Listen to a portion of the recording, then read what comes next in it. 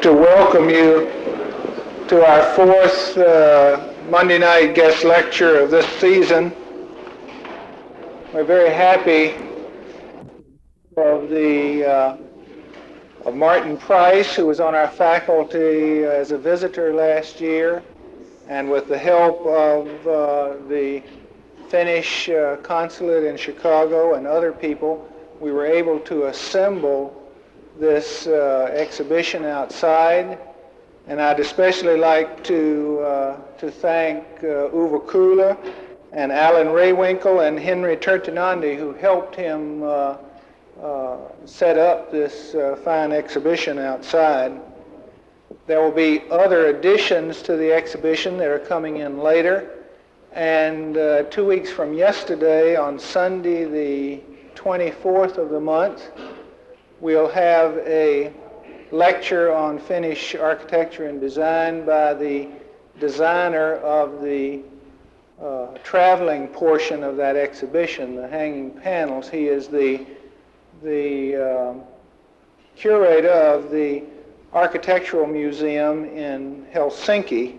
And at that same time, we'll also have a first for the college. We'll have a fashion show here of 60 outfits from the fall line of the Marimekko dresses, so that ought to be a lot of fun. That's 2 weeks from yesterday. It'll be on a Sunday afternoon.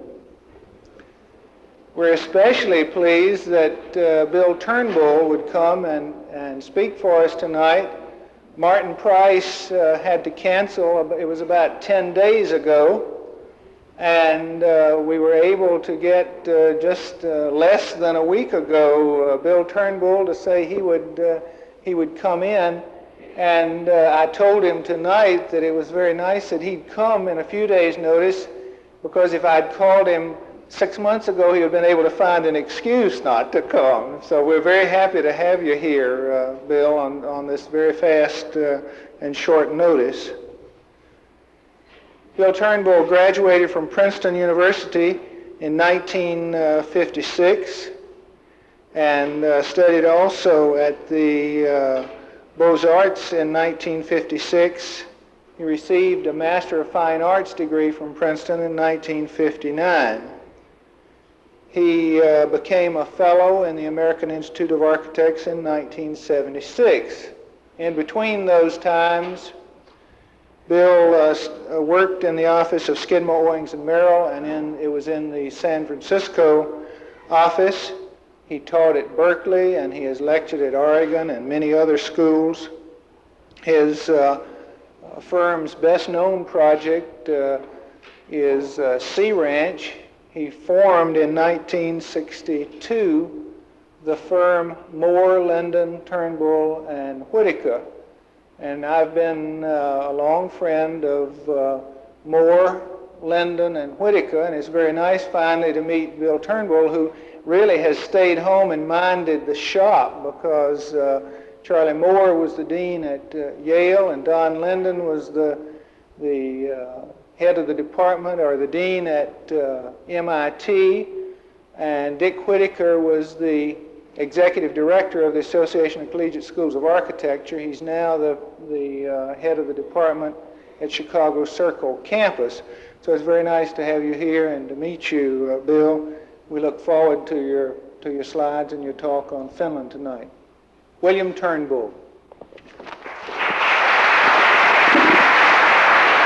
Thank you very much.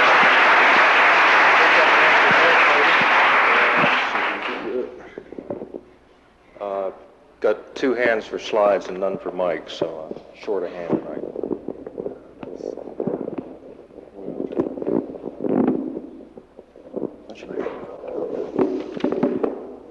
Can everybody hear me? Well, I'll tell you what we'll do.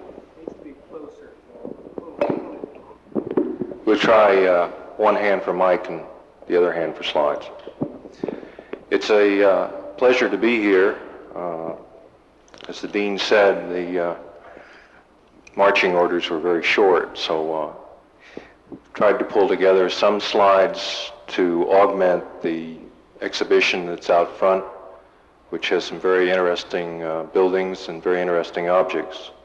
What I'd like to try and talk about tonight, really as a background to this and the Marimekos that are coming in, is to try and give you an insight, an overview of what produced the work that will be hanging in your corridors for the next several weeks. I'd like to try and sort of invite you all into the history of Finnish design, not only architecture, but the ceramics and the fabrics, all those things that at least the world looks out and recognizes as Finnish design, which has, it seems to us anyway, its own special fingerprint. Before looking at what the Finnish designers have added to the 20th century design, it's interesting and enlightening to look back and understand the background, the country, its physical environment, the forces and pressures that have shaped Finnish design, especially over the last 70 years. If I might have the lights off and the first two slides.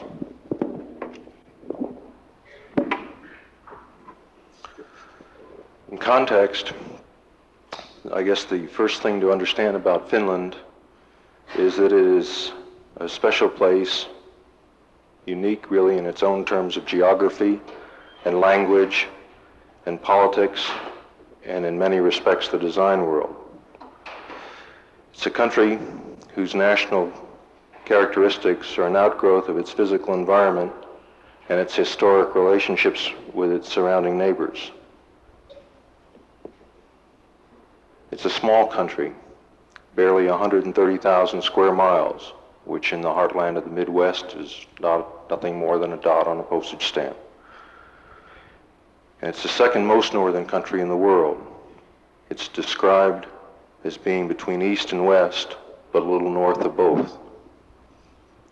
Its neighbors on the west, its population, before getting to its context surrounding it, is 4.6 million, which is not very many people. On the west, there's Sweden, and on the east, there's Russia. And Finland has been their battleground for centuries, belonging to either one or the other in the course of time, and has only existed as an independent nation since 1917. But the land itself and the people, those are the important things. First, the land. It's glacial like our New England coast. Basically granite rock covered after the glaciers with conifer forests, very, very much like the northern coast of Maine. Birches and fir trees predominate.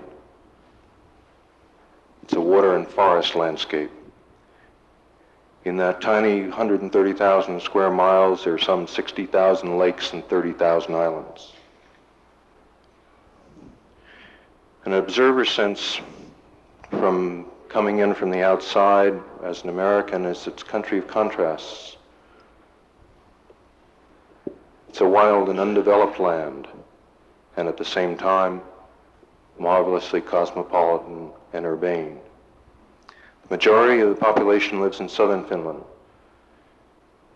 And here, the exception of the bigger cities, Helsinki, Turku, and Tampere, the landscape is broken into small villages with farms and fields carved out of the forest. Timber is the main natural resource. You see the pulp mills.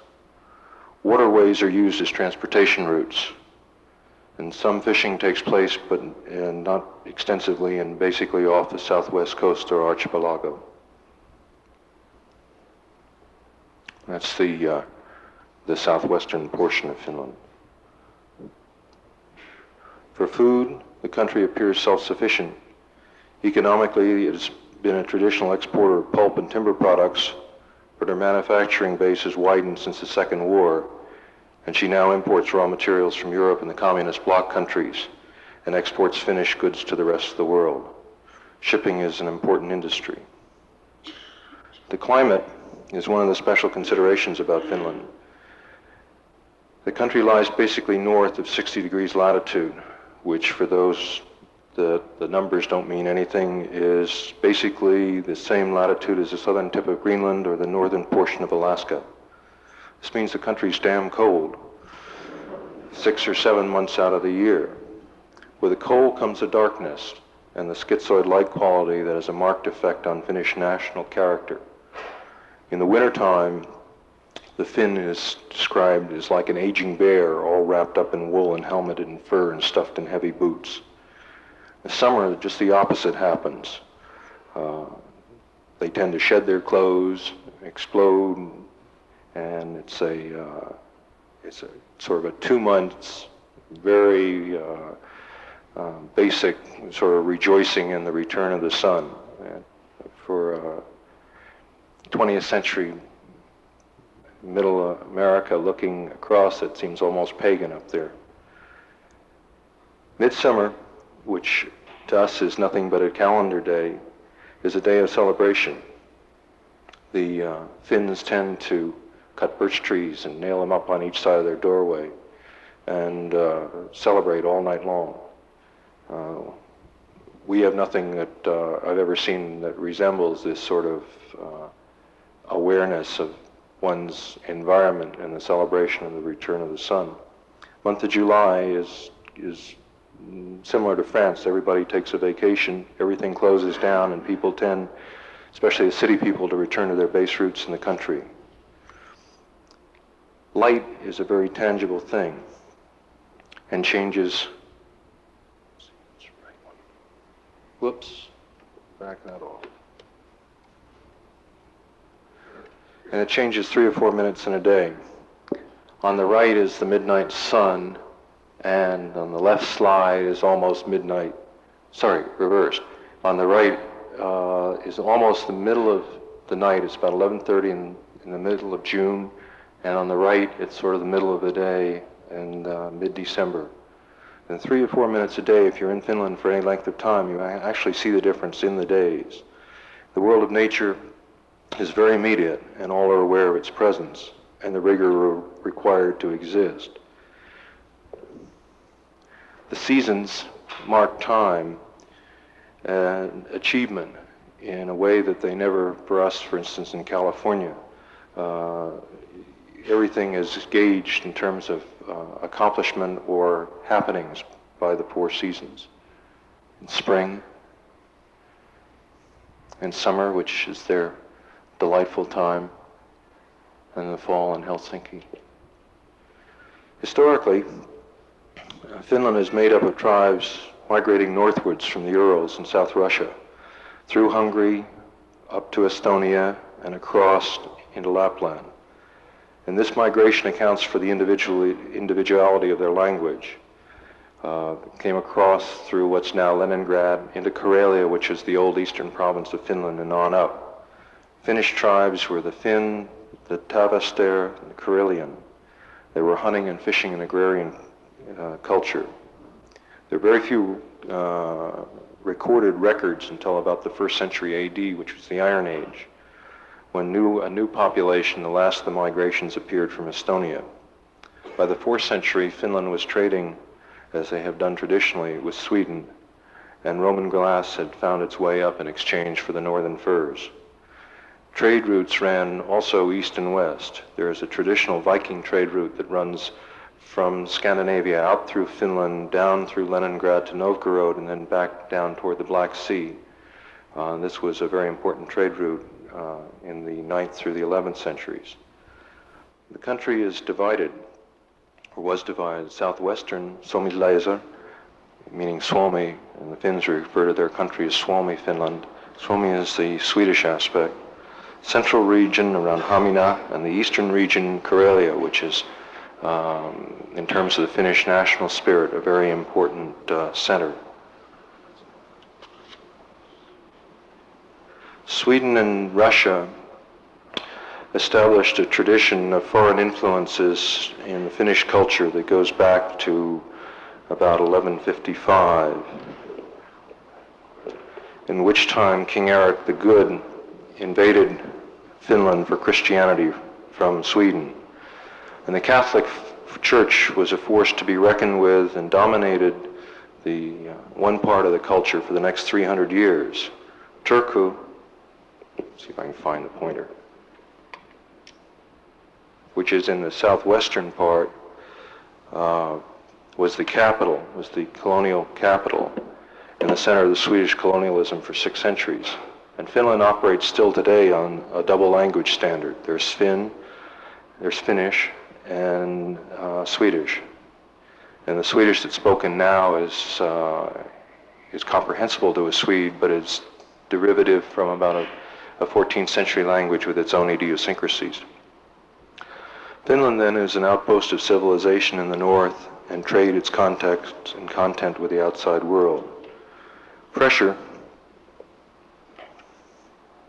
from the east, from Novgorod and the Orthodox Church, established a ideological battleground over the dominance of one form of Christianity or the other. Wars were intermittently fought over the next centuries with battlegrounds from Turku to Leningrad. However, the Finns, although a scene of war, were never really serfs in the medieval Northern European sense. The slide on the right is the Russian Imperial Church in Leningrad. They were an independent agrarian people with a wooden domestic architecture base and, as designers, a common sense, pragmatic, problem-solving attitude, craftsmen in the wooden tradition.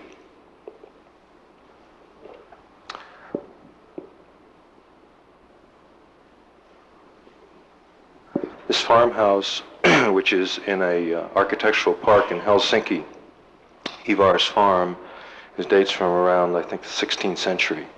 And you can see the classical, traditional wooden domestic architecture that is still visible in Finland and derivatives today.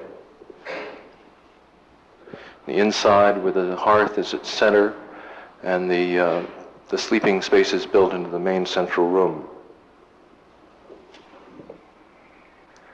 Outside, other examples are these storage houses, hewn logs, mortised in place, much like the log cabins we traditionally think of in the U.S.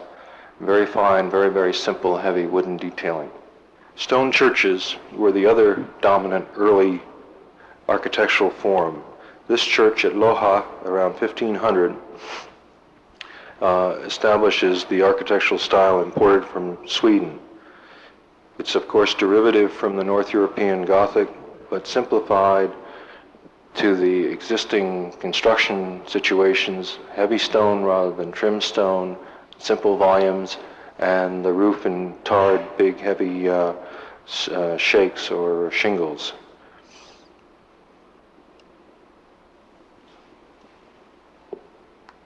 Rough primitive masonry on the outside, plastered on the inside.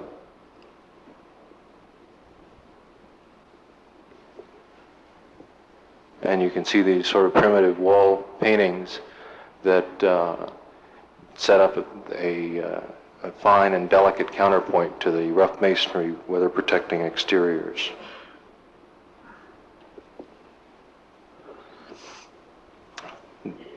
In terms of military architecture, the Swedes built fortresses across the land as control points in the wars with Russia. This fortress on the right is Savonlinna, which dates from about 1475, in direct medieval tradition.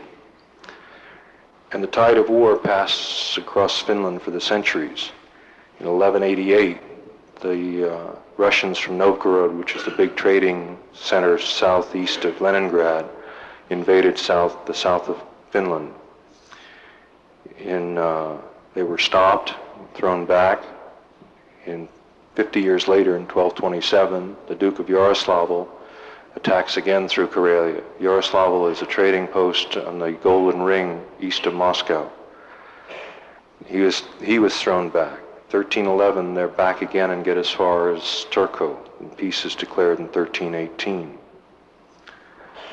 100 years later, the Russians attack again in 1495, and they were beaten back. In 1497, there's a peace. 1570, Ivan the Terrible comes out of the east, and there's 25 years of continuous war.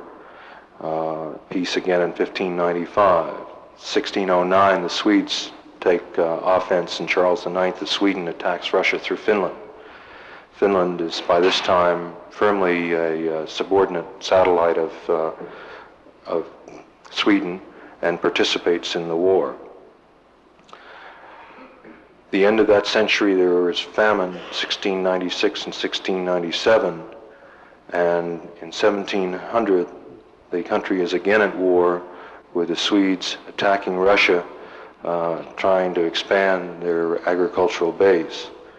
Russian beat the Swedes that winter in the same way they beat Napoleon 125 years later. In 1714, the Russians come back. They take all of Finland this time and declare peace in 1721. 1741, the Finns attack Russia and are beaten in the Peace of Turku of 1743. And this goes on and on and on until 1808, Alexander I of Russia does it up fine at the end and takes Finland for good from Sweden and ends the Swedish domination for the next 100 years. Supporting Napoleon, he establishes a treaty, and Finland becomes the Grand Duchy of Finland, owing allegiance to the Russian Tsars. Now,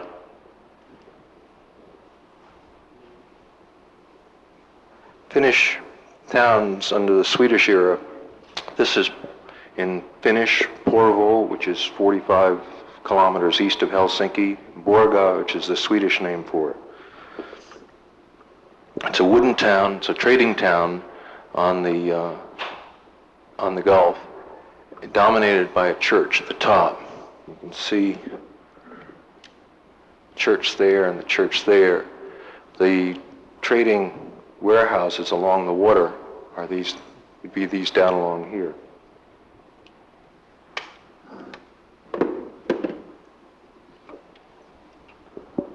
It's a town in the medieval sense, wooden because it's a northern European rather than stone, tight streets, cobblestones, slot vistas, best English townscape tradition of Gordon Cullen, opening up onto the city hall, or vignettes of the church. Notice the sort of simplicity and repetitiveness of the wooden architecture, but the variance that they get through the paint that they use on the buildings. Details tend to all be the same, but everything seems to be different. Sort of up, down, and around, so one's intrigued to go on and explore. Sort of Renaissance details finding their way into wooden buildings. Sort of temptations to go through the buildings and find special courtyards in behind. And the church square at the top, church surrounded by a wall and a gate, marking the entrance to a special place within the urban fabric. Church itself dates from 1468. Tends to be simpler than the Loha church. The stone has been whitewashed, and here the traditional sort of entry, which is really an airlock to protect you from the cold in the wintertime, downscaled and domestic as compared to the grandeur of the church once you're in it. The inside big and vaulted, sort of reminiscences, cultural reminiscences of North European architecture. Pulpit played up. Again, the wall paintings subdued.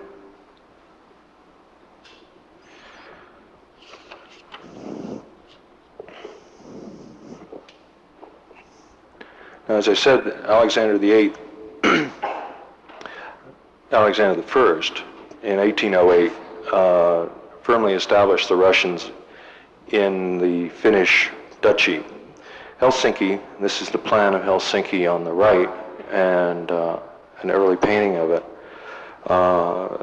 was decided by Alexander to be the capital, and it was burned, and the Tsar decided to rebuild it. In 1812, he hired a Johan Ehrenström to come in, head up the town commission, planning commission, And they hired a classicist named Carl Ludwig Engel, who had done previously work in Leningrad, which, if you've ever seen slides of that, is a sort of an Italianate city on the shores of the Baltic, very strange.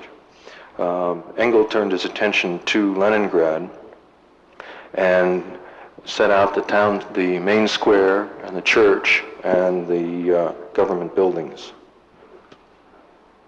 The approach from the water, even now by sea, the Church of St. Nikolai Church, dominates. And you approach through the islands to this mark of the capital. You come in closer, you can see the busy waterfront activities, the town hall directly in front of the Nikolai Church, and the marketplace, the outdoor marketplace that still operates. People bring their produce in there and sell it from the back of their boats or from stalls on the square.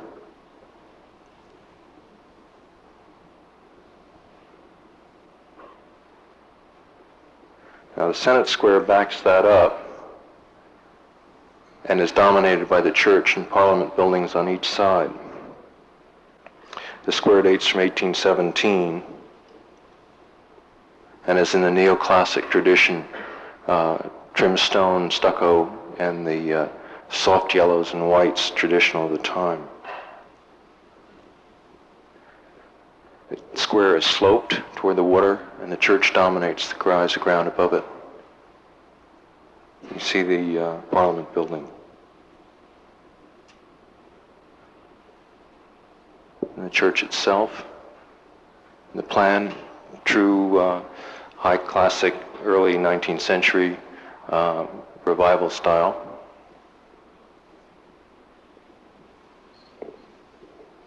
Contrast with a winter shot. Inside, the light comes down from the center cupola. It's white, less detailed than before. What detail there is neoclassic and simplified and plainer. Looking back, section cut through to give you some sense of the scale because the camera's eye doesn't pick it all up. The University Library building, which is also adjacent to this. You can see the examples of the neoclassic on the outside, very plain, deceptively plain, and on the inside, rotunda with skylight at the top. Remember, light to these people is a very, very important commodity. In the square in the wintertime, showing the sort of gloom and doom that pervades there for large segments of time. Now, the classic tradition continued through in the 19th century, but became more and more revivalistic, with Renaissance and medieval elements coming to the fore. And that's the Esplanade, which is the main park-lined street that leads down to the waterfront. And looking back up, you can see that what started off as sort of simple classic detail has now gotten itself worked up to sort of a high frenzy of what we might call Victorian in this country. The marketplace, which is down on the waterfront, does it in sort of Ruskinian striped classic, but the inside with their own, with each proprietor with his own individual stalls for butter or meat or whatever, has his own sort of little tiny temple that he operates his business out of, all under this new cast iron trussing, and again the prevailing skylight and clerestory up over the top. While the architecture was at its classic height in the Engel period in the 1830s and 40s, simultaneously a occurrence happened in 1835 where the Finnish national spirit gathered itself together, at least in literary form, and there was a man named Elias Lenaroth, who put together Finnish folk epics and songs of the rune singers over history. And these, greatest of those was a work called Kalevala, which became the basis 75 years later for the national romantic movement. But in the interim, political problems of the 19th century were stringent in the Grand Duchy. In 1881, Russia instituted a new constitution for Finland, where the Russian Senate in Moscow having the power to exact and enact Finnish laws. Alexander II, who was friendly toward Finland and Finland national aspirations, was assassinated, and Nicholas II took over. And history has portrayed Nicholas as a rather tyrannical man, and the Finns regard him as the man who tried to Russianize their country. Russian was brought in and taught in the schools.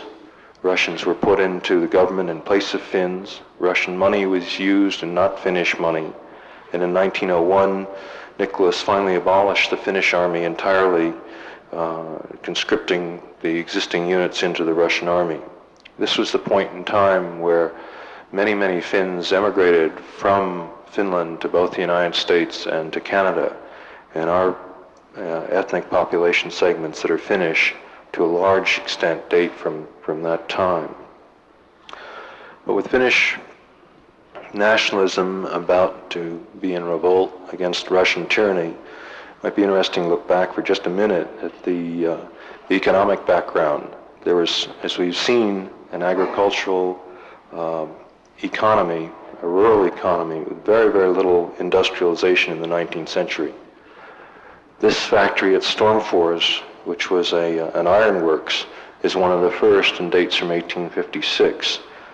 In glass, Nutavari was founded in 1793, but as a cottage industry. Itala, which we'll look at some glass at later, dates from 1881. And Arabia, of which there are some examples of Arabia ceramics out in the lobby, Arabia was founded only in the mid-1870s and then as a subsidiary of a Swedish company called Rörstrand. In textiles, the Finns, by the end of the 19th century, 1870, were concerned that the cottage industry and craftsmanship was dying out. And they founded a school of arts and crafts in Helsinki, 1871, which later became known as the Athenaeum or Design School. Finnish Society for Crafts and Designs was instituted in 1875, and the Friends of Finnish Handicrafts 4 years later. Already, though, foreign influences were, as they had been for the years of trading, still apparent. Finland had gone to represent themselves in the Paris Exposition of 1889, and at that point in time is a turning point in Finnish design and the start of the National Romantic movement. That year, an artist named Alexis Gallen, who had been as an expatriate student of art in Paris, joined forces with a Anglo-Belgian named Louis Spare. And while some were looking to the South Pacific, like Gauguin, for inspiration, these two men turned back toward Karelia for inspiration in the sort of base roots of Finnish national character. They spent the better part of a year sort of tramping out through the Karelian province, which is now mainly sort of Russia north of Leningrad, looking and talking to people and sort of gathering inspiration. Came back, and Gallen changed his name to Akseli Gallen-Kalala and built himself in eastern Finland in 1892, Studio House, which is one of the early examples of the National Romantic movement. This house, and compare it in your mind to the log houses that we looked at earlier, which date from the 16th, 17th century, is basically heavy timber, log, chinked, and with a high-pitched Nordic roof. You see the details start to get away from the traditional. The columns are chamfered, double chamfered. This is the north or studio side. So the window proportions change. So it's pragmatic in terms of getting light or answering needs, but traditional in terms of looking back to the past. The gutters overhang and you can think of style churches in Norway having similar design forms. The windows are small. He's playing with the scale. The small windows plays up the size of the log timbers. On the inside, on the ground floor, is main studio space, which he worked at as an artist, an architect, and a designer. You can see that the studio has been restored, so many of the objects that are in there were ones that were there in his day. We looked at at Ivar's farmhouse with its central hearth and fireplace and the design importance traditionally. You find it again here, the big fireplace for heat, the smaller for cooking. A room off, which was a sort of library space. It's separated by a curtain, so it draws still from the heat from the main part. The overscaled wooden column. See, turning and coming around, that juxtaposition against the rugs, the Rea rug being a traditional Finnish form.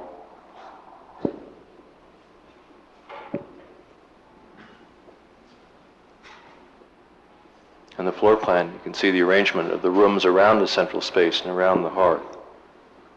I think I can pull that off. And the second floor with its balcony going around and the bedrooms coming off it.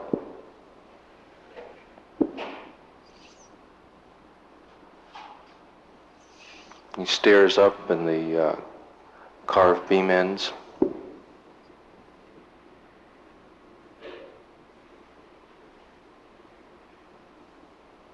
Warm colors, natural colors, exposed construction inside as well as out. Pragmatic, but with overtones calling romantically of another time and place. There's a rug, tapestry weaving. See the forms, you can recall the forms and we'll come back to them. Think of what's happening with Macintosh in Scotland, William Morris and the arts and crafts movement, which is going on at the same time, Van de Velde and the Art Nouveau in Belgium. Details of one of his paintings, Art Nouveau line work, self-portrait in stained glass, and a chair designed by his friend Spare. The furniture of the time is a mixture of constructivist and highly decorative. They are pragmatic in terms of their joinery. Let's see if I can find that one. Notching and interlocking, and use the grain of the wood for decoration.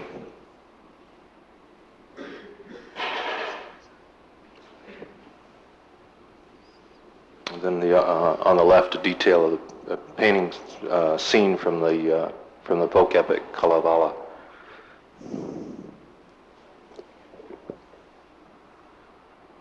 Again, the inside the studio on the left.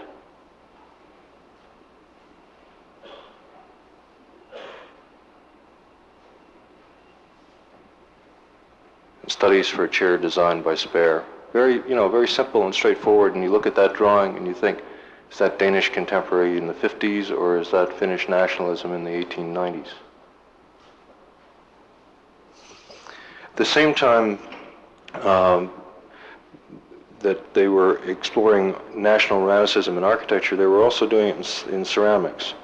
In 1897, Spare was overseas to see his friend Van de Velde in Holland. Came back and they formed an industrial manufacturing plant in Porvoo, the Swedish town we looked at. They chose a Belgian named Alfred Finch to head the ceramics department.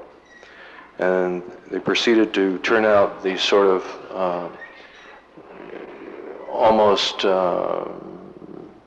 abstract in terms of line and pattern ceramic pieces.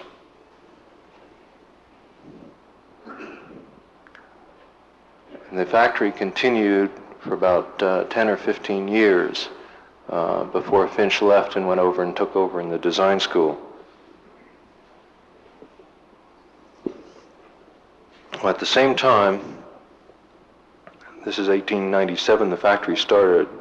Sibelius wrote Finlandia in 1899. So you can see that in all the art forms, there was this feeling of searching for self-identity as a nation, and the nationalism was reflected in this sort of pragmatic romanticism. Architecturally, in 96, Saarinen and Geselius and Lindgren were three graduates from the Helsinki Polytech Institute. They won in 1900 a competition for a Finnish national pavilion at the Paris Exposition, and the slides up there on the wall are their winning entry. This was one of the remember, Finland is still Russian in terms of its politics. This was one of the first times that Finland was allowed to express its national feeling abroad for other nations to see. And with this, the national romantics got a tremendous lift in their own country and appreciation, and the partnership went on to build for themselves a working communal housing and studio outside of Helsinki at a place called Vitrask in 1902. Each of the architects built for himself a house with a studio attached. The Geselius one is the log building on the right. Keep forgetting I have the pointer, which is this one. And that goes back to derivation of things we've already seen. Heavy timber and heavy stone, recalling the churches and the agricultural buildings. Saarinen's, which is this one in the corner, if you took this out of context, you could almost conjure up William Morris in the English school. Tile roof, stone, stucco, and wood sides. From the low side, looking up, a great sort of picturesque pile on top of the cliff, with plays and scale between the big heavy masonry and the teeny dormer windows. Picturesque and pragmatic in that the picturesqueness is reflecting on the outside plan changes on the inside in detail close up. On the inside, natural wood materials. You see the staircase going up, the step logs, and the posts that are corbelled out of the top to catch the load. And then a big central hearth in the middle that is a fireplace and heat source, which is covered in tiles from iris. See it up a little closer. Shiny and bright natural tones reflecting the heat.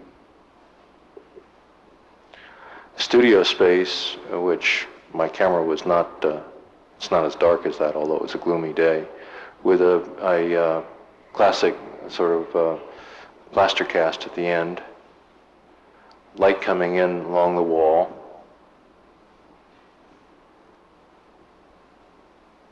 double pane windows, window opens out, window opens in because of the climate.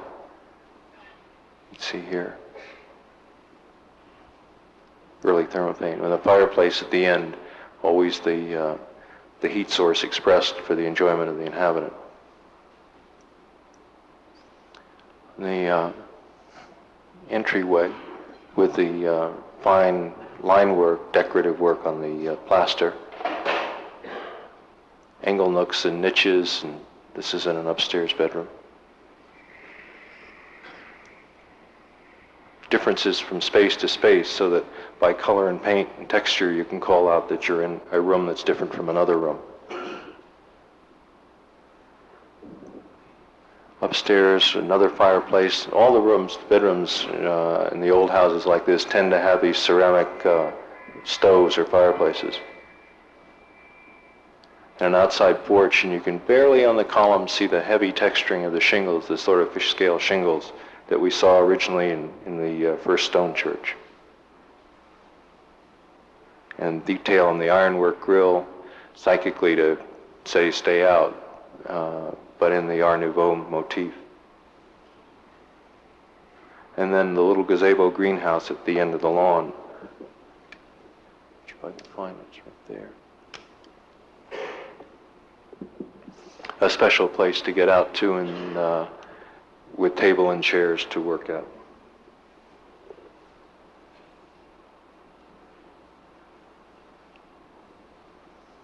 And Saarinen had one, and Lenngren had one, and everybody had their escape hatch from the hustle and bustle of the house.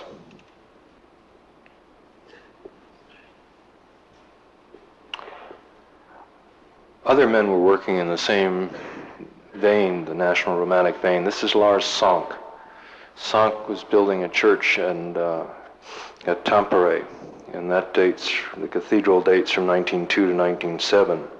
And you can see here as we go through it, sort of more succinct revival overtones from Northern European, German churches, and also very funny influences from the U.S. These men, being isolated in space and time, subscribed to magazines like Studio, which was the arts and crafts publication in England. They knew of the work of Richardson in northern Massachusetts, and the heavy boulder expressed stonework here. It's not an accident that it reflects and echoes the Ames gatekeeper's cottage in northeastern Mass. They found Richardson's work very sympathetic to the kind of things they were doing, but they were doing it in their own way. That's unlike the earlier stonework, very consciously detailed to make you aware of the stoniness of it, and playing that off against the cut stone. The inside juxtaposition of scales, the traditional Gothic vault, decorated and painted on the side panels in sort of romantic, almost dreamlike scenes. Traditional treatment of the pulpit, though, standing off the wall like the earlier churches. Tradition continues, but the fingerprints change. Stained glass window at the end. And then the galleries are carried on this incredibly overscaled double vaulting, almost Frank Furness-like.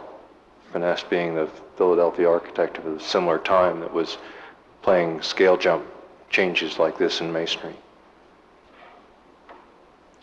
Fine detail and painting applied to make the masonry seem light, and incised lightly to show you how difficult it is to carve granite. The painting, and then a burst of stained glass at the end to catch the light.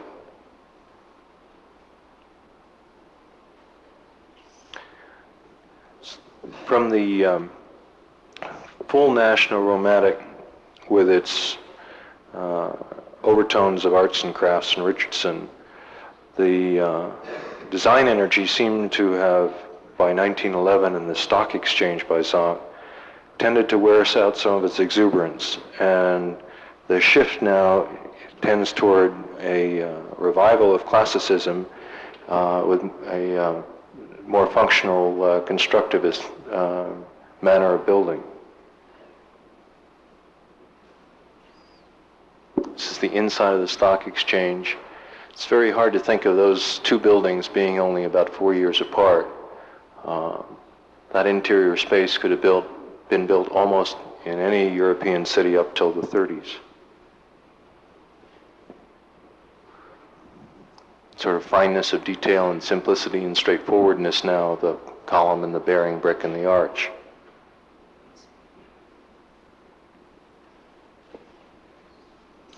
So the movement, the National Romantic movement, with all its energy started to degenerate. And with a greater interest in simplicity and functionalism, the city of Helsinki held a competition in 1906, I think it was, for a new railroad station, which was won by Saarinen, independent of his two partners now.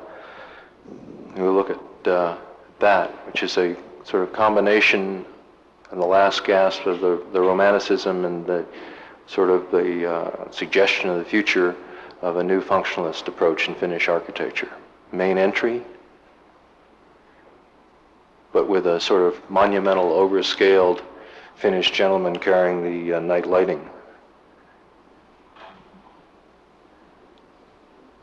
They're really not that dour. New use of materials in terms of copper on the roof, but almost in a deco kind of detail. Coming up to the clock tower, marking the building as a symbol in the city. Interior spaces, very straightforward and plain. This has been remodeled, but the space is pretty much the same. Looking out at the main entry with the light coming in. And then the cafeteria upstairs, which is fairly unchanged from the original. Simple colors, and then the sort of classic detailing of the concrete as it spans, concrete being a new material in terms of their use.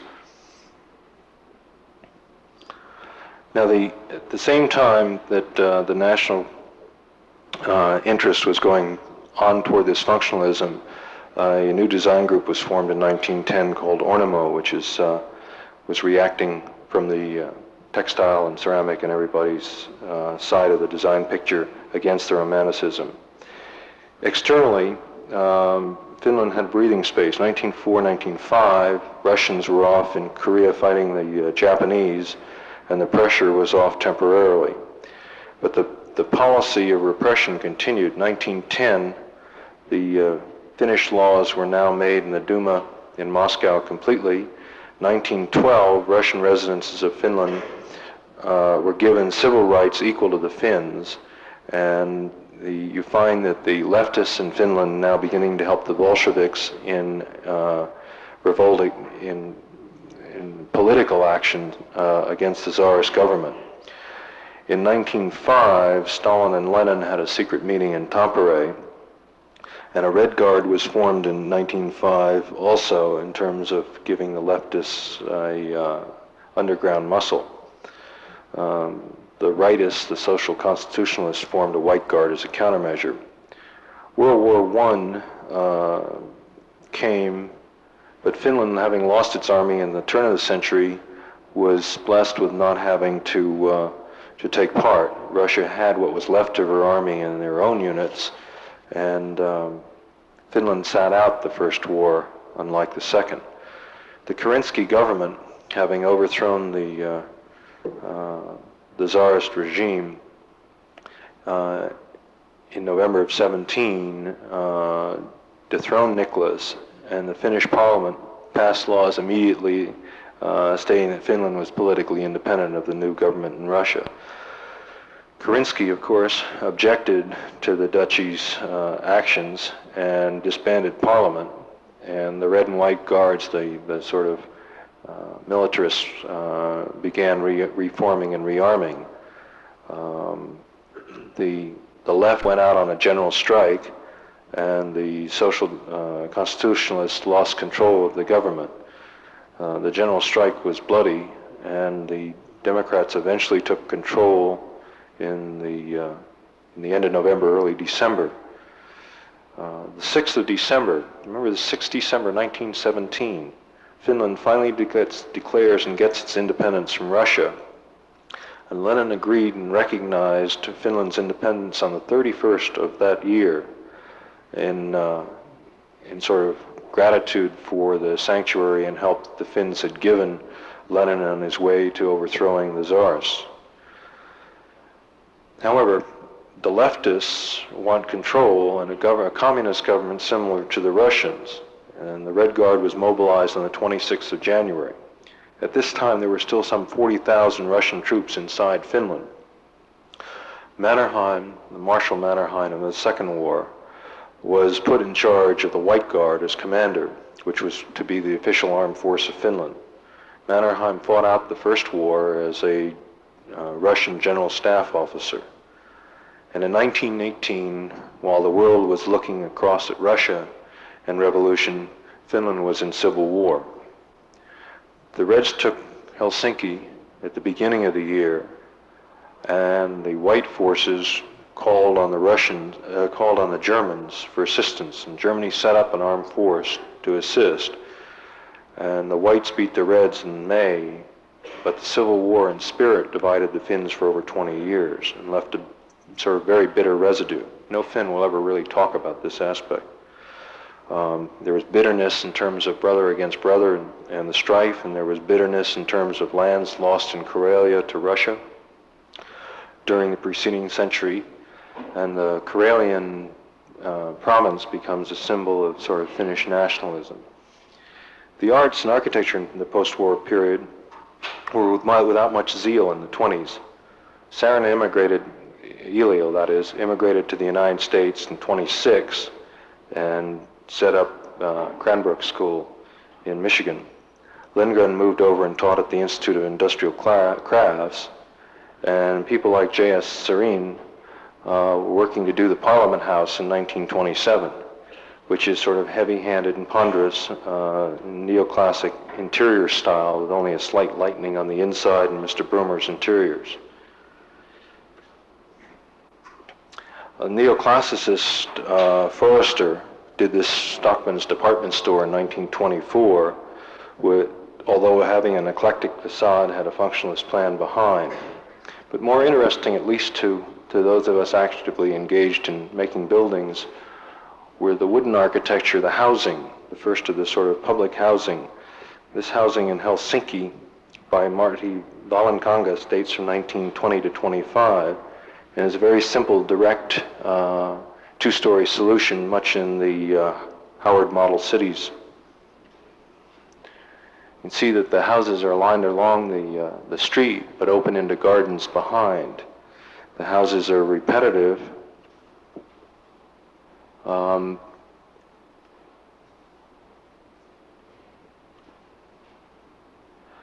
the detail from window to window, or building to building on the windows, gives each one its own special character.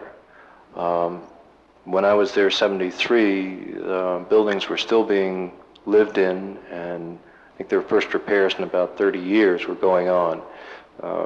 They're prized as within the city of Helsinki as being a nice, roomy place to live.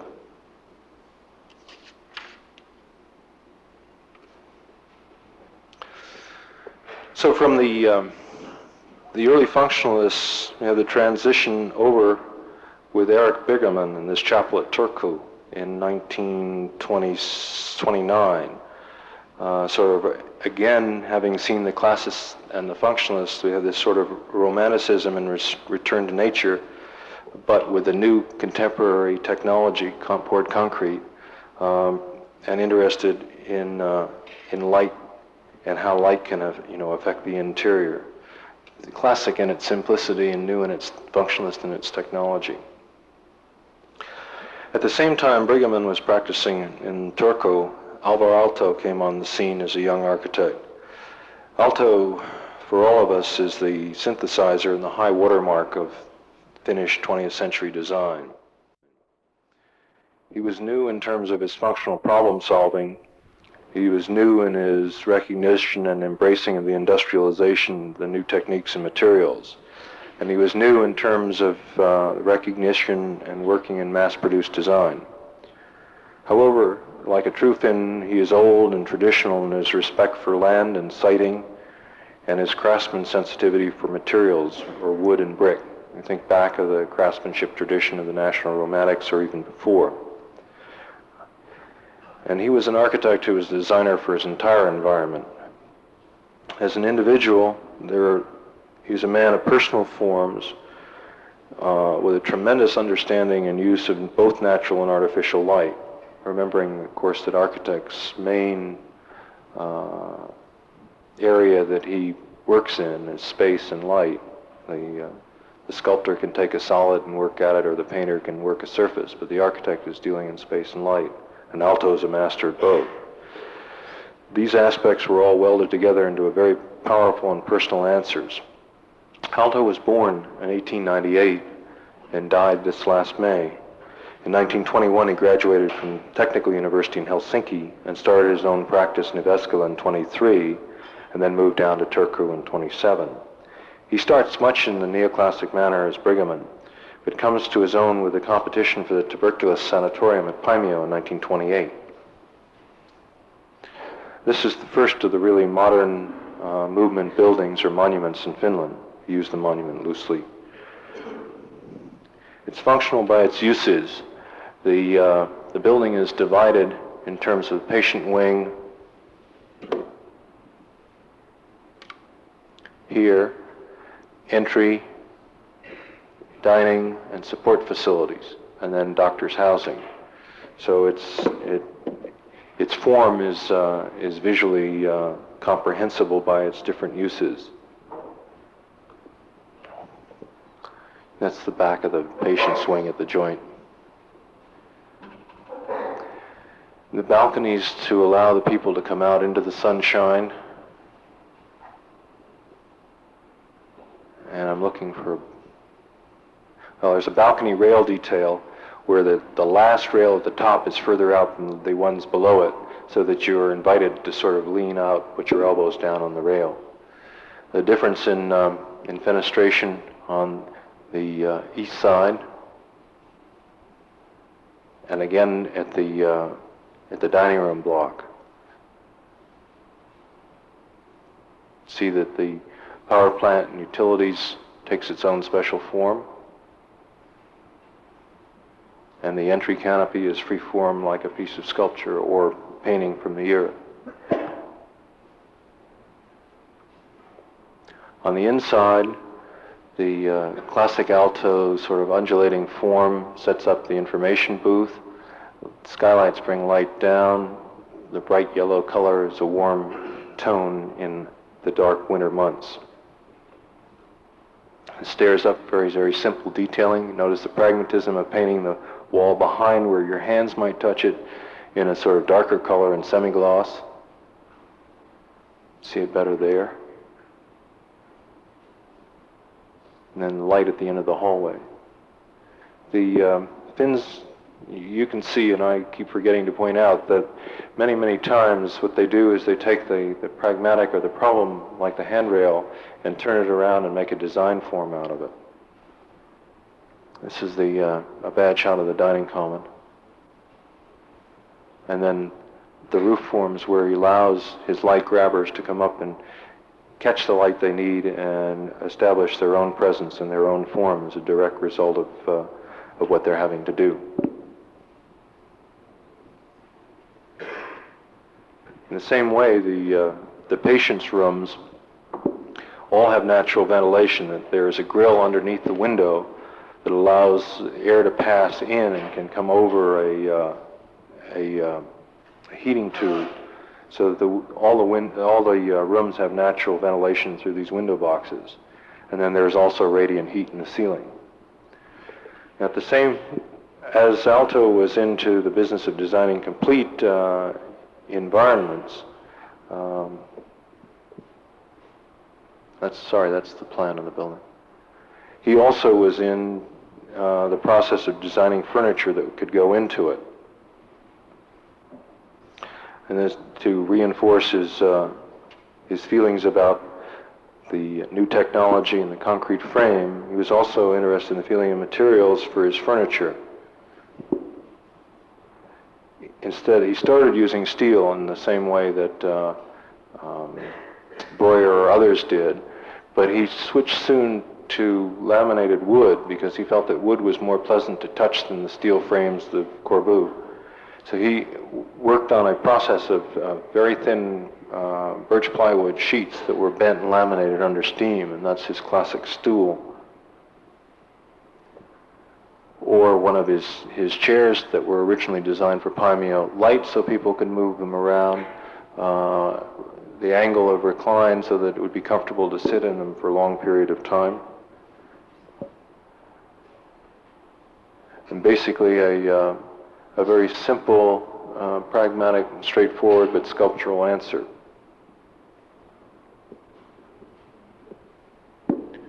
Tables to go with again, the detail of the leg and the detail of the table.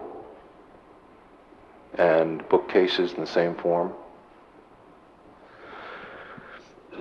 While Alto finished at Paimio, his next work was to produce a lot of this furniture for Artec, which is a design store in Helsinki that's still going. It is outlet for the mass-produced Alto furniture.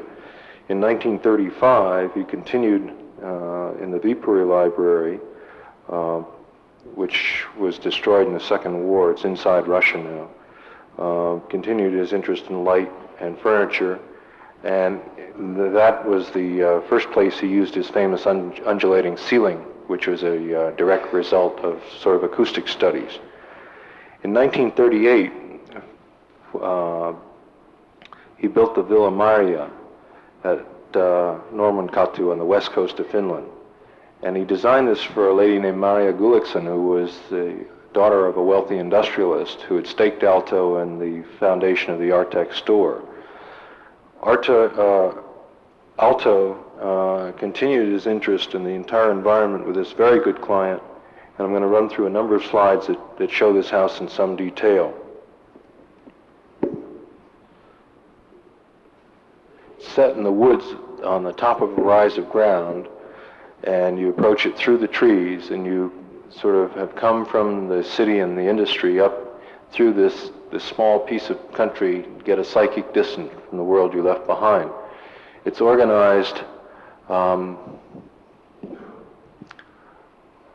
front entry there, which is here, you come in and through an antechamber up into the main living space with the fireplace, and then back to sort of a living room garden space with the library off of it, and a little inside-outside porch area, over into the dining space with the kitchen and all the support facilities backed up behind it.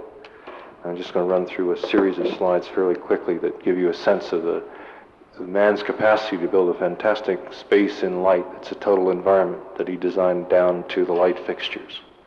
Moving around the house, there's the entry in copper, played off against the white stucco wall, the vertical teak with the second-story balcony and the outside shades to control the light. You can see there the outside shades and slate underneath where the snow would pile up against the building. The studio on the top for Mrs. Gulliksen, and coming around with its free-form porch to the back, which has a swimming pool and a sauna. And looking back at the living room aspect of the house from the outside porch, which is, you're back over in here, looking down this way.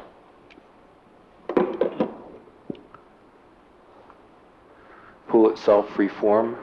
The sauna, notice, with a sod roof, which is direct National Romantic expressionism.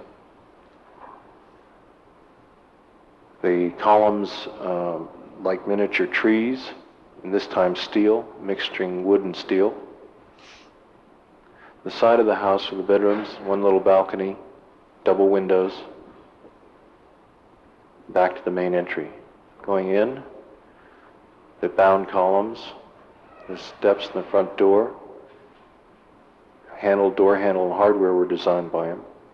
Light inside inviting you in, but you find that it's not artificial light, but natural light in your front hall closet. Skylight over. The hard tile floors for the wet winter months. Coming up, keep remembering to, you're coming up past here, arrow-like, past here and into this space. You can just see the corner of the fireplace there.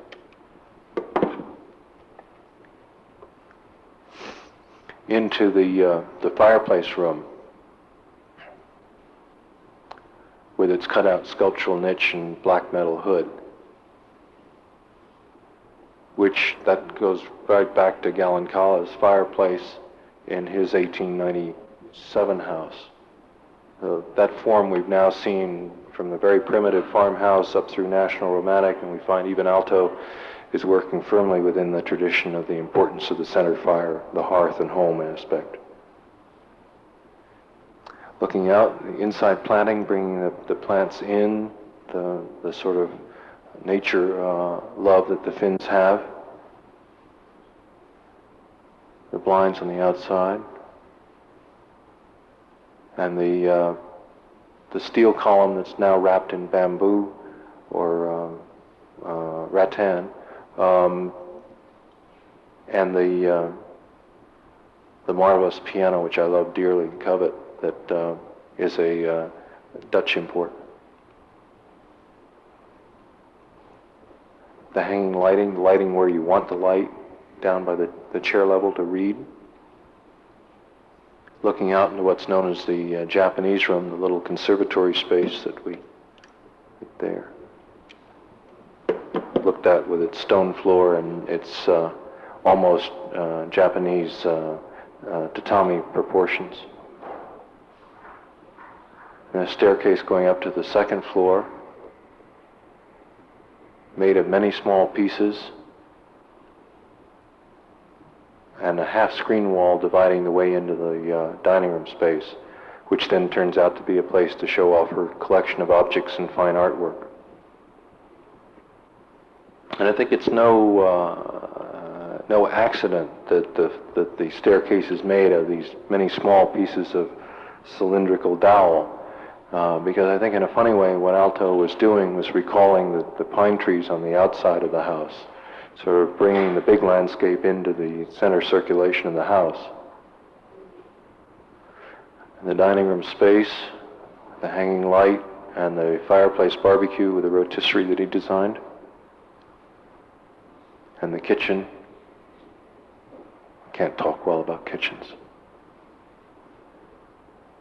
And the piano and the wrap column, the sort of contemporary technology of chrome and metal, and then the marvelous sort of naturalistic romanticism of the wrap wood.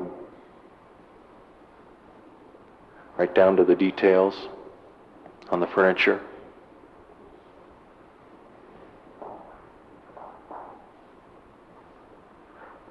And the light itself, which is adjustable in height over the dining room table depending on the mood that you want.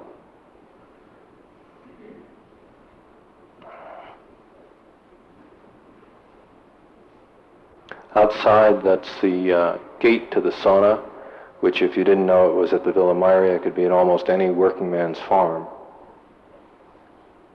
And the details of the teak blinds and the trellis overhead on the second story. Always the things that you see are things that Alto is elected to deal with in terms of his manipulation and adjustment of natural light and the binding on the columns. I'll back down off of that.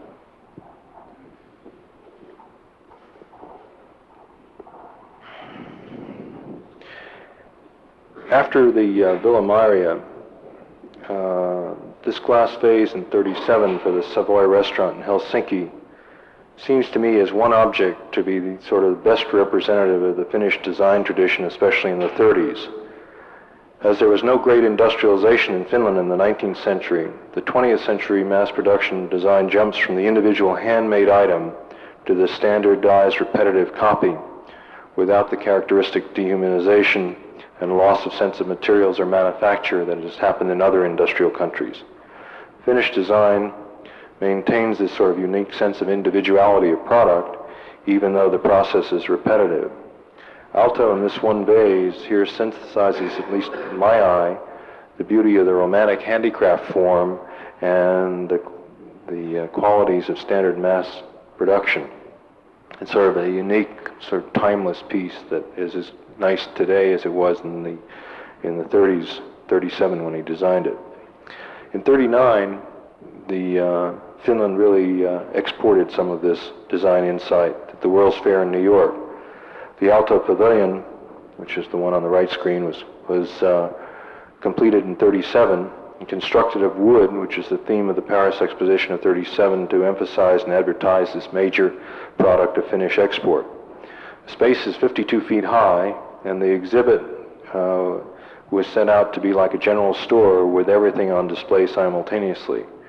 The insloping walls pragmatically allowed the person on the ground to better see what was being displayed, and the freeform of the walls move inside a very simple sort of steel scaffolded space.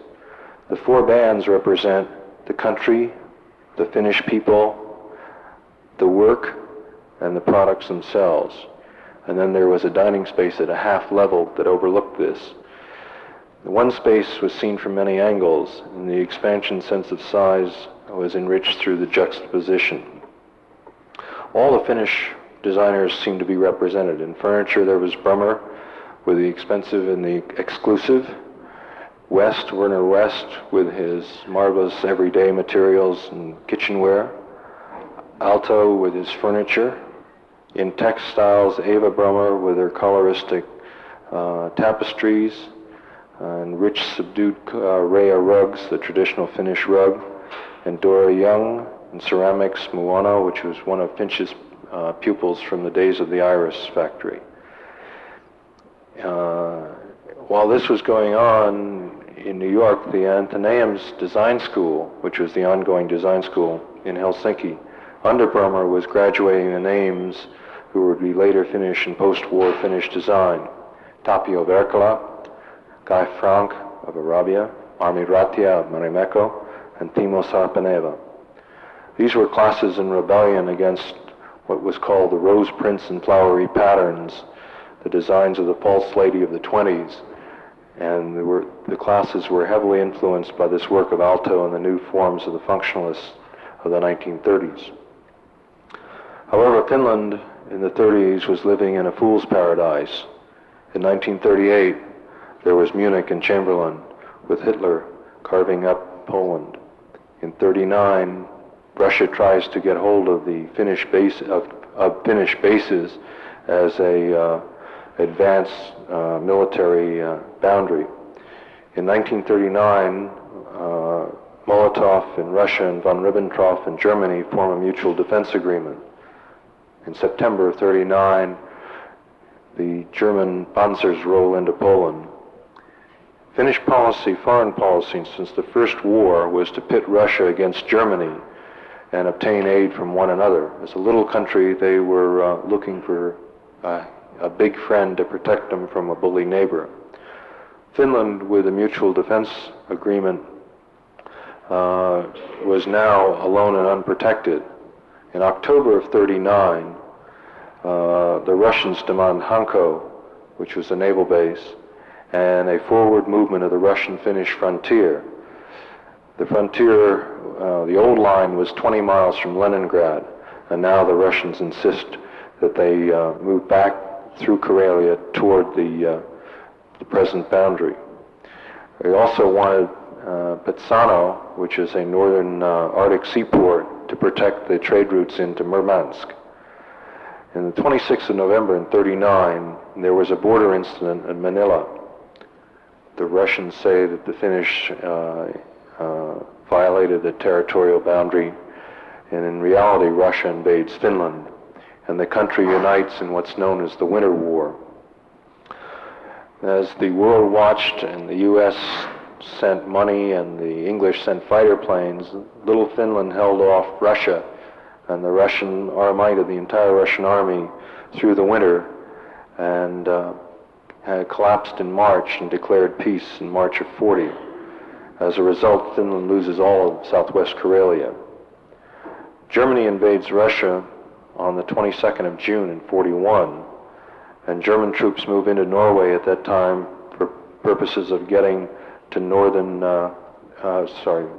Germany moves into Finland to get at northern Norway. Finland is temporarily at peace. Russia, however, attacks Finland in retaliation for the German presence on Finnish soil, and Finland, the tides of war go against Russia at the beginning, and Finland, with German help, takes back most of Karelia and the lands lost in the Winter War. But after the battles of Leningrad and Stalingrad, Finland is on the losing side. In 19th of September in 1944, Finland is forced to sue for peace with Russia, and loses all of Karelia again and her Arctic Ocean outlet. German troops are still in Lapland at the time of the armistice with Russia, and suddenly Finland finds itself battling Germans in the north to expel them in keeping the terms of the peace treaty. The Germans retaliated much as they had done in Poland in '39, and all of Lapland was put to the torch and sacked and burned. Now, for those of us who have looked at the Cold War from a great distance, the Russian shadow on Finnish affairs is not well known.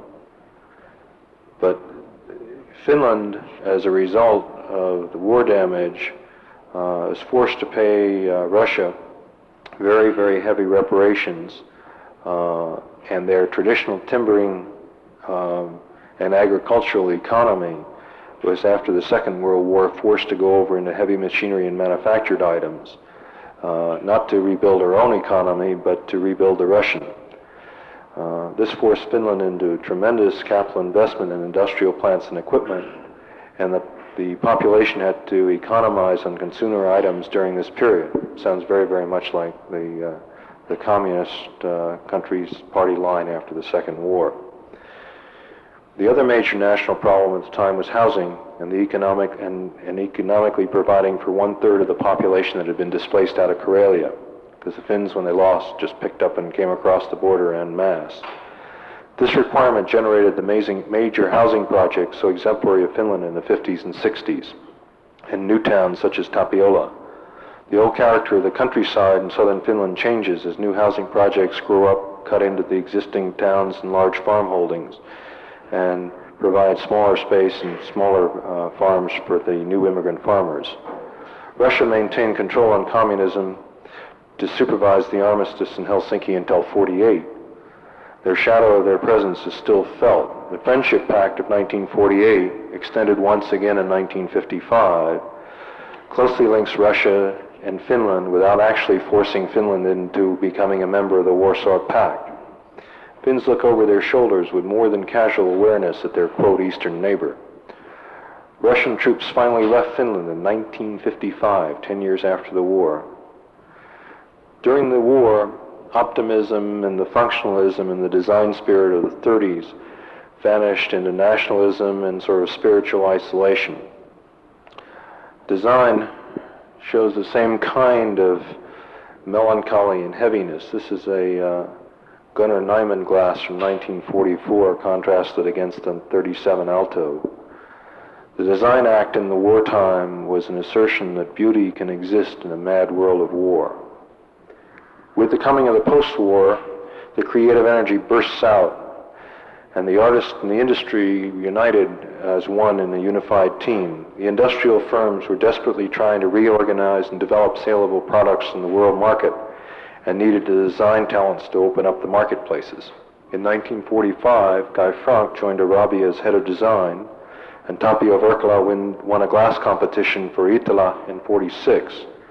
Timo Sarpaneva is establishing a place in graphics and textiles, and the world first sees this new Finnish design at the Milan Triennale in 1951, at which time Finnish designers take first place in gold and silver medals. That's Verkala's prize design at that time.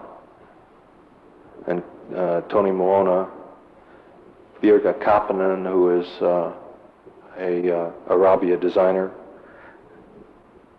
and Frank and Sarpaneva.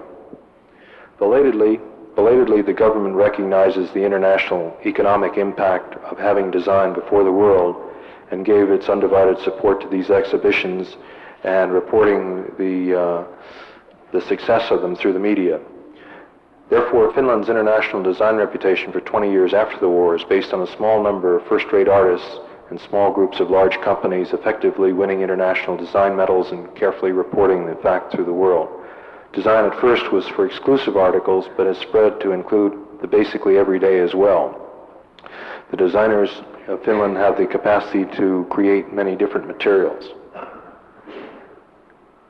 This is Tapio Verkala and the Pukaho knife in glass, either in crystal or in this sort of iceberg shape vase. Sarpaneva in colored glass. Sarpaneva in metal.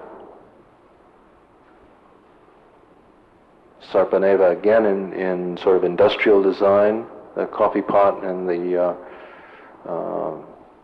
casserole pot, or at the same time, like his contemporary Vercola, working in the frosted glass. Guy Frank at Arabia, early designs in the late 40s. Decorative or functional. The Kilta ceramic coffee pot, which is the mainstay of the one of the mainstays of the Arabia design, or the decorative little glass vase.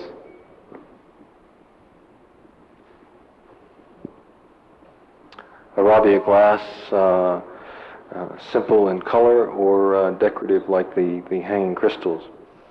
Frank, having gone through this superstar period where Finnish designers were recognized and their name attached to the products that were in the hardware store or the commercial marketplace, tended to rebel and has elected in Arabia to try and put forward a policy where the design excellence is what's demanded, and only on one-off pieces, one of a kind, would the designer's name be signed.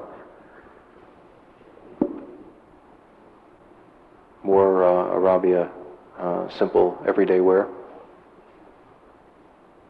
The Valencia pattern, the traditional against the traditional Finnish cheese board.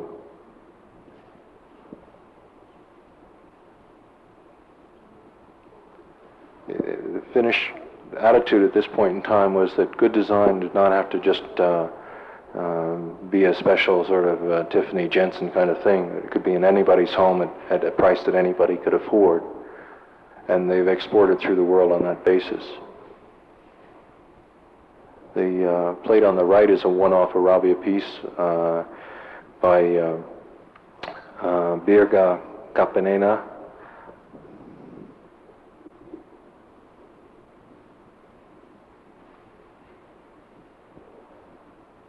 Moana on the left. The everyday item, the traditional everyday item, that's a stir, which is really just a piece of a upper piece of a pine tree. That tradition, folk craft tradition, in the 50s and early 60s is followed in the terms of the Fisker scissors there. That scissor is designed both for left and right-handed people. And right-handed it's orange and left-handed it's red. Others were acting as individual artists. In silver, Bertel Gardberg was working on very, very simple shapes. A tea container or that pendant sort of crystal and silver necklace. Erstrom was working in Ria rugs, new colors, new interests, or more traditional patterns. Architecturally, Aalto, after a sojourn at MIT in the late 40s, which he designed the dormitory which is shown out there, was back in Finland and working on a master plan for Sanetsalo, which is a little industrial town about 60 miles north of Helsinki, and designed and constructed a new city hall in 1952, which is shown there in a series of contrasting winter-summer shots. City Hall is a combination of uses. It's a meeting hall, a library here, commercial down below, and residential in the back. A way of making a public statement with a program too small to make a building carry. So combining programmatic requirements, making each separate, but making each support and reinforce the totality of the whole. Sort of walking around it, the City Hall meeting rooms, the famous meeting rooms, are on the top, and the offices on the second floor and shops on the first. The staircase here goes right up there behind the boat.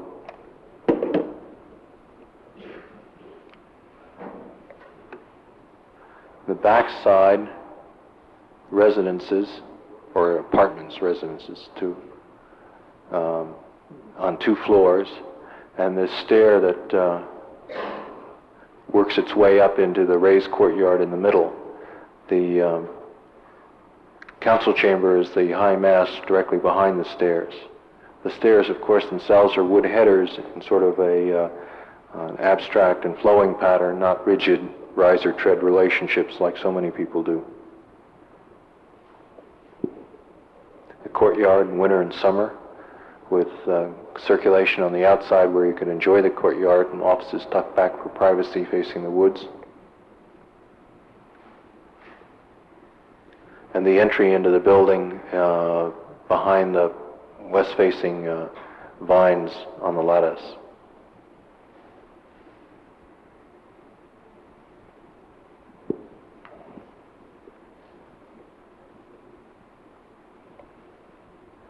Okay, that's the main approach, the grand stair in granite, played off against the brick so that you know that you're someplace special. Up the stairs, the trellis marking spatially in your overhead a pausing point, which is necessary because you really do turn to the right and go in the main door. The corridor, which is brick to the outside, a band of brick to the outside, which is where the steam radiators are. You can see the sloping sill detail.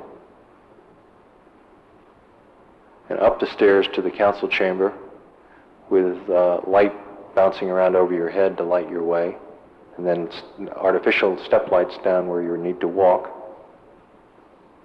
The council chamber itself, which is a very simple cubic volume, brick and wood floors, with the fan truss, the famous fan trusses at the top, that visually provide you with an alto example of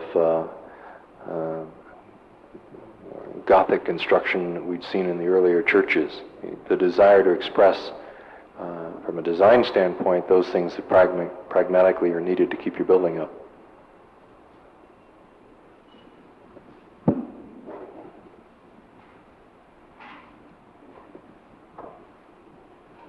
And then the details, this at the corner of the library, to baffle the sun. The difference in scale, the changing of materials down close where the snow is, the commercial to the library. The play in scale in terms of the little tiny lights that light the passage going up to the council chamber. The fineness of edge detail where the brick turns into something else, the wood and the copper.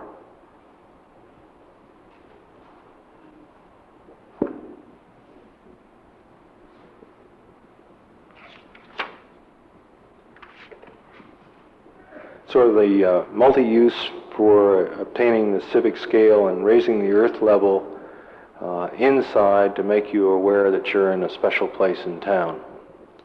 This is the inside of the council chamber on the left with operable baffles to control the light and detail on the fan truss. So the spanning members gathering at the midpoint, secondary members that go up to carry secondary beams. And detail inside the library of the quality of natural daylight flooding in. See the place using the white paint and bouncing light off the mullions and the floor makes the whole place kind of come alive and shine. Light colors. Other architects at the same time were focusing on new towns such as Tapiola and the town center there between 1952 and 1966. The desire was to create outside of Helsinki a whole new town. This is Arne Erve's sort of functionalist concrete town center. You can see that the existing European influence in terms of international school of architecture is very strong. Finns are working pragmatically to solve their housing problem, borrowing from their neighbors to the south. buildings pragmatically respond to the Finnish climate by inside shopping malls, which the Rouse Company and others now have picked up in the U.S., and landscape and garden spaces planted to the outside, looking down in patterns from above, remembering that people look down as well as looking out. At the same time, the housing tends to be small scale, but individual houses set in the forest. This is Bloomstad single-family housing, or in multi-family blocks, always relating to the natural. This Bloomstad's 5-story apartment blocks. Others in the same tradition, this is Roussevoire's printing plant, the big concrete suspended structure belying the light coming in through skylight all around the top, or clear story light. Against this functionalist style and now traditional international style, younger architects were taking other approaches. That's Roussevoire's printing plant. Here at the Student Center at the University at Dipole and Otaniemi in Helsinki in '66, Pietala is responding with romantic freeform sort of sculptural shapes to provide a student center. He's constructing it in concrete and copper. The wall surfaces are copper, which seems incredibly outrageous to those of us here, but copper is an easily obtained material in Finland. Broken planes responding to the rock ground form. Window patterns letting in special light.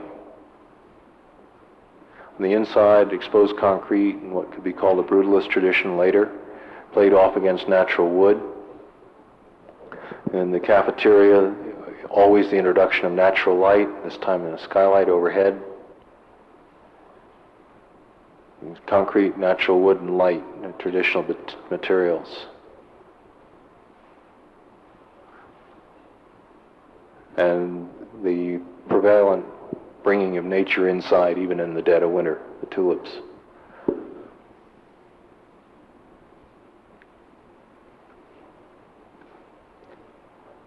However, it seems to me that only Aalto can manage to blend the discipline of the ordered, pragmatic, functional construction and the imaginative use of space. Here in his Voksaniska church in Imatra in 1959, he, I think, does one of the most outstanding buildings of his career. It's a workingman's church in a pulp town, and it's a small parish church. Church population in Finland, as in other places, has not held up in terms of numbers, and because many people attend church in the holidays, but not on an every Sunday basis, Aalto designed his church so that it was really 3 churches in one. For small services, the church closes down to just this area. It has the capacity to increase by sliding walls to here, and for Easter Sunday or other occasions or big parish gatherings, it can become the whole volume.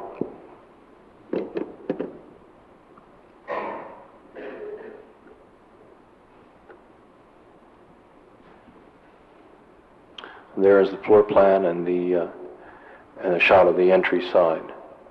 Entry side is there.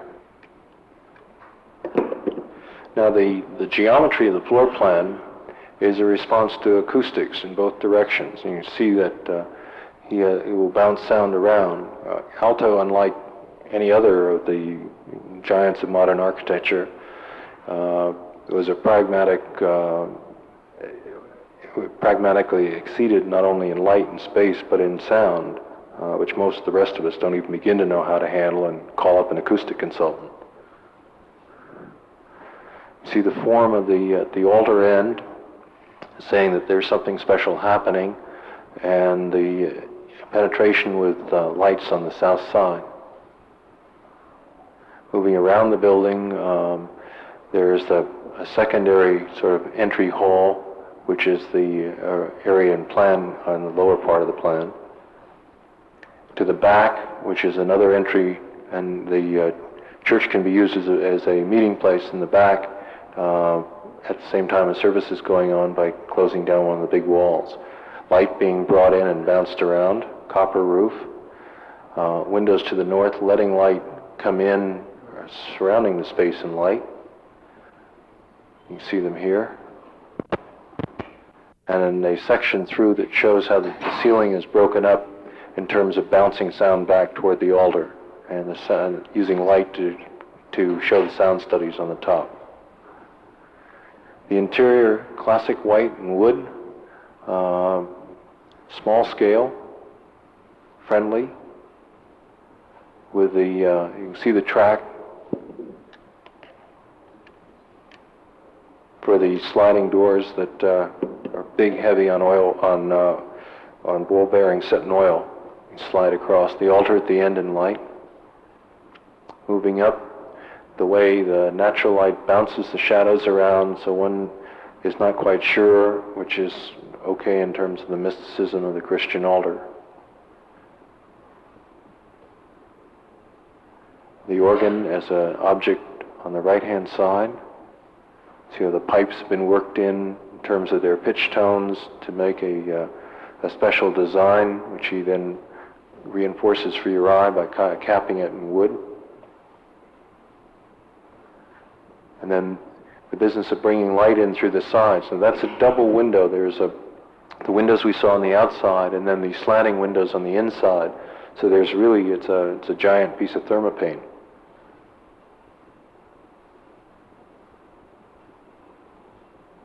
You see the doubleness through the shadows. You can see the doubleness of the glass. Then sort of a marvelous Baroque space, because you never know where the edge is. The windows in the back, and the sliding track.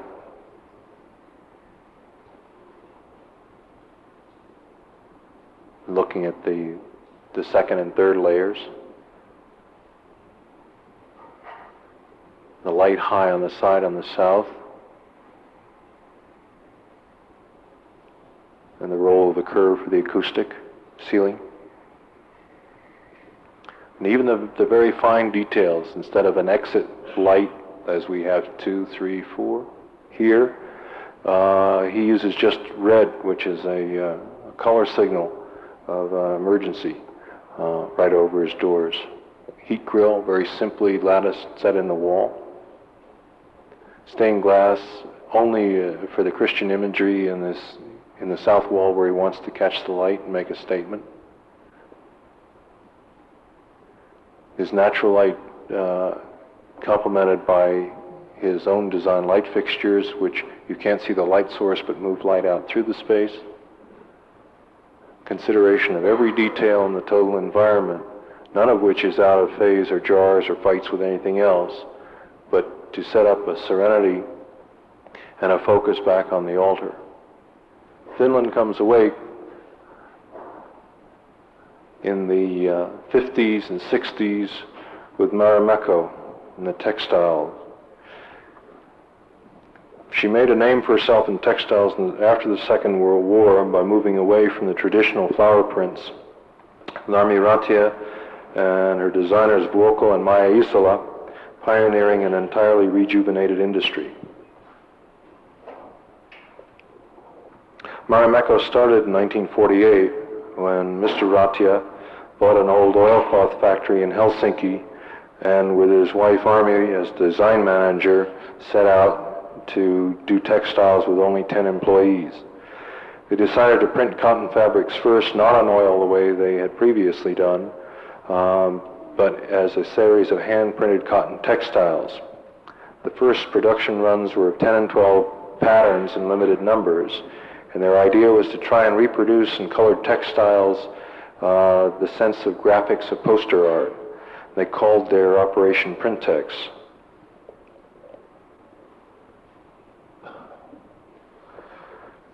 By 1951, and they marketed the printex through little tiny shops to a very small but appreciative clientele. In '51, in order to promote the textiles, they hired a young dress designer named Woko to show that the material could be used in dressmaking. And they called the first collection, Marimekko, or Mary's Little Dress. The dresses were successful, and the company decided to continue both as a textile manufacturer and a dress manufacturer. And Voko was in charge of the dress fabrics and cutting the patterns, and Maisala was in charge of the textile design, and Armi Ratia handled the overall direction and marketing. And so what we know now as Marimekko started off with an idea and 10 sewing machines. And the dresses were made to order except for one store outlet. Textiles are all hand screened. The cotton comes in either from Egypt or Russia in bolts and is warehoused. And the dyes are come in sort of 50-gallon drums to a laboratory center where the technician mixes to match the designer's specification, color specification. When that's approved and tested, the designer tests it, and it goes out on the line, and the bolts are laid out 26 meters on one table, and the silk screens are worked up and down the line by two people throwing the sort of warp of the sort of a rubber-tipped big sort of pallet back and forth across the silk screen. And then this process is repeated as many times as there are colors in the pattern. Sometimes as few as once, and sometimes as many as 10 or 12. Then these are picked up when they're done on drying racks overhead. And then they go from the racks to the molding machine, and from the molding machine up to a product control man who spins it, the whole pattern out of the bolt and checks for defects or seconds. Then the bolt goes up to the dressmakers who have ready-made pattern cuts, and they are cut and fabricated on the sewing machines into the dresses. This is the old factory in Helsinki.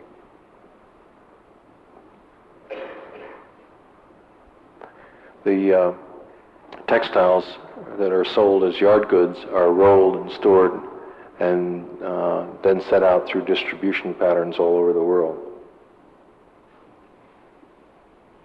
That's the printing plant.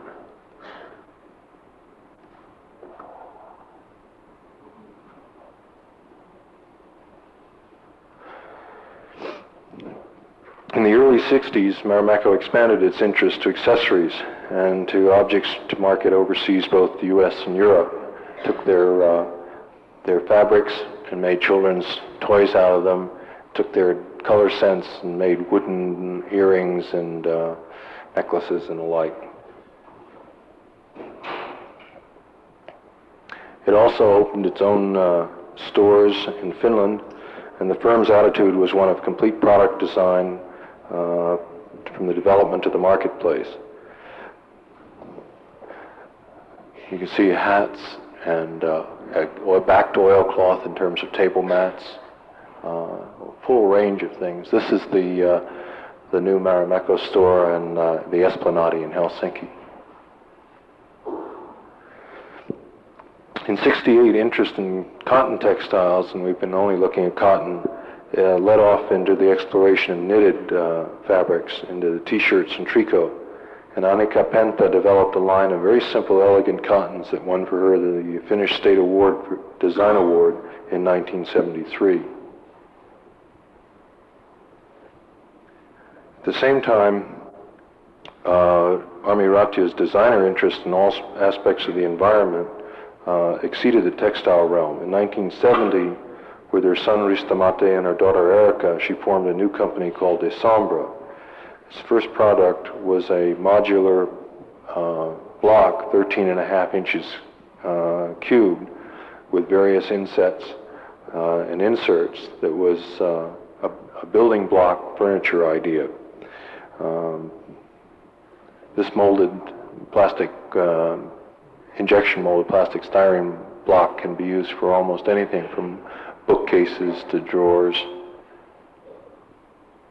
And its limit is limited by your imagination. Other accessories came along in terms of plastics, from hand mirrors to ashtrays and into lamps. So it's the traditional Finnish thing of getting into design in people's lives and opening one door after the other and finding new opportunities. The two companies market sell together. This is Marimekko in glassware, and have exported all over the world. They are now marketing from the United States to Japan and from Australia to South Africa. Those of us in the U.S., and this is Kresge College, utilized Palisette for the student furnishing system, where we were attempting to do an anti-institutional environment and allowed the students to build their own special places within the framework of the college. And again, it was as individualistic as one had the foresight or the experimentation to make. And finished design shows up in curtains, in the alto chairs. When you start looking at the world around you, you find it creeping up in many bizarre and strange places. For good design has a worldwide marketplace. In summation, Finnish product design in this century, beset as it may have been by external political and economic pressures that we looked at, is in itself a battleground of opposing attitudes and values. From the handicraft to the machine tradition, the iris pottery versus the Arabia pottery. From the functional to the decorative, the Lumi glass or the wooden kitchen utensils to Kai Frank's decorative Christmas ornaments. From the simple to the complex, to Marimekko designs. Love, Love on the right, and I can't remember the one on the left. The old versus the new. In architecture, it also can be said that the picturesque, the Pietala, versus the pristine, the Ruusuvuori. From the constructivist to the sculptural. Only in Alto do these dualities come together. This pull of opposites, the East and the West, the old and the new, the natural and the man-made. These then are the summer and the winter of Finnish design. Thank you.